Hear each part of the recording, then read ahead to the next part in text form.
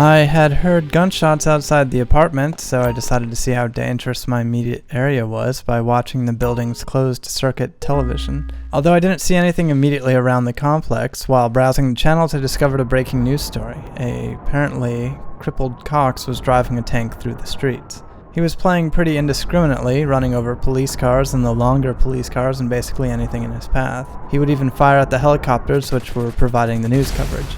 After several minutes of this, crippled Cox took the tank to the beach, and as he drove up and down, with seemingly no policemen chasing him, the news coverage would suddenly stop. I believe because he had killed all his pursuants and had effectively escaped law enforcement.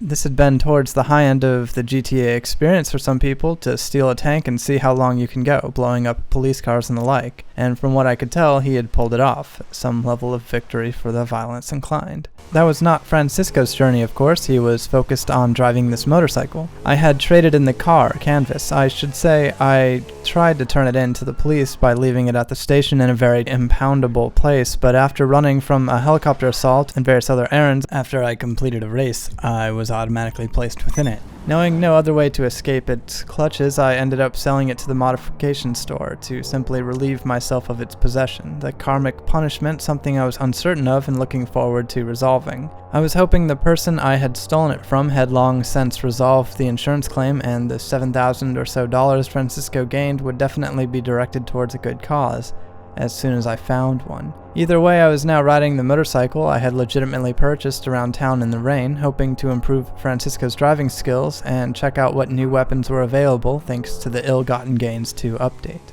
I tried finding a path there that would not necessarily intersect that of the still-tanked crippled Cox, who, in spite of the dozens or so high-level law enforcement members he had systematically destroyed with a 120mm cannon, was considered only mildly troubled according to the color scale used to gauge such things. I would get lost as I usually do, and pull into an alleyway I thought was the entrance to Ammo Nation. As I re-evaluate my position, I started to get some strange alerts. Transactions were taking place one by one, and almost immediately I was told I was carrying more than $5,000, which was strange because I had left Francisco's apartment with 49. As the transactions continued, classically shaped money bags began appearing all over the ground, each worth, as I would later learn, $40,000. Francisco was unfortunately not a Grand Theft Auto idiot, and as such went to the ATM and deposited what was close to $2 million. I wasn't the only one this had happened to either. Toe Tag 150 demanded more bags, which impressed me because I never even thought to ask for more. I had what I assumed was enough money to survive for the rest of Francisco's life when I left the apartment that morning,